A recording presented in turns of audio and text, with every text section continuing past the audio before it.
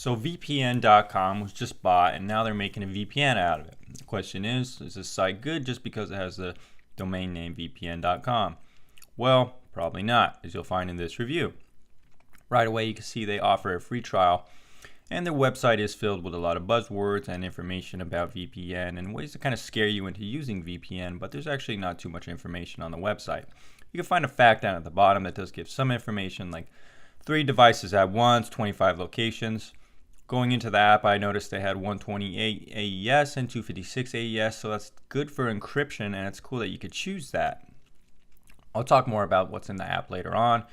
Right now, we're just taking a look at the website. It's kind of funny, if you click on reviews, nothing really loads, so not too many options at the top trial to see the pricing. Right away, you can see the pricing is a little bit expensive. 1 month, $12, comparable to something like ExpressVPN. 6 months is expensive as well. $60, you could get a full year subscription in some cases. Private internet access is only $39.95 for a whole year. And you can see there wasn't any options for Bitcoin or even PayPal or any other gift card payments that I've seen in the past that can help you check out anonymously. So right away, you're gonna have to set up with your credit card, and they kind of loop you into signing up for the free trial. You have to provide a credit card to do so. Now, if you've seen any of my videos, you know that you could do this anonymously with something like privacy.com, which lets you generate kind of an anonymous debit card that connects to your bank account, and you can actually pause the card to make sure they don't ever charge you. So that's what I did to sign up for this free trial.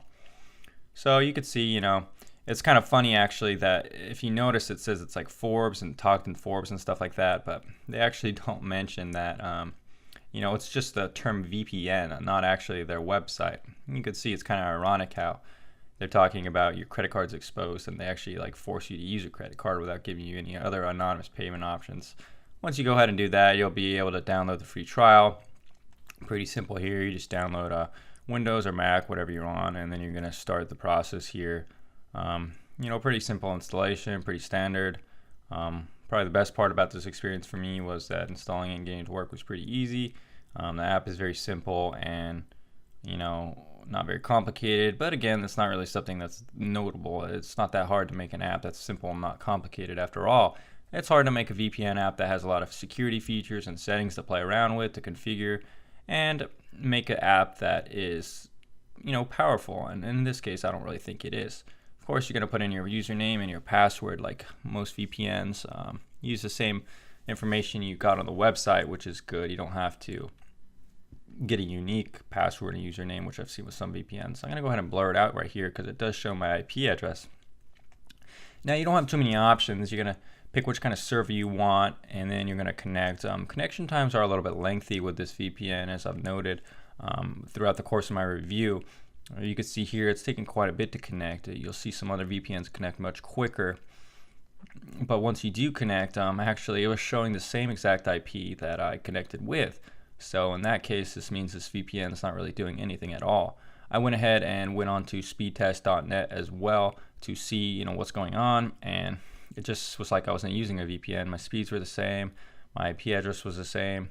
I later went on to check on IP leaks and stuff like that, and the same thing in there as well. It was showing my real world location, everything real, my IP address leaking all over the place. So for the most part, this VPN was completely useless for me in my tests. So what about the app though? Does it provide much features or things to play around with? And for the most part, no, not at all. You could really only change UDP or whatever, and like I said before, you could change the cipher from AES 128 to 256, and that's about it in terms of the app customization goes, which is really weak. So what about some of the other things like live chat? The website does seem to have live chat.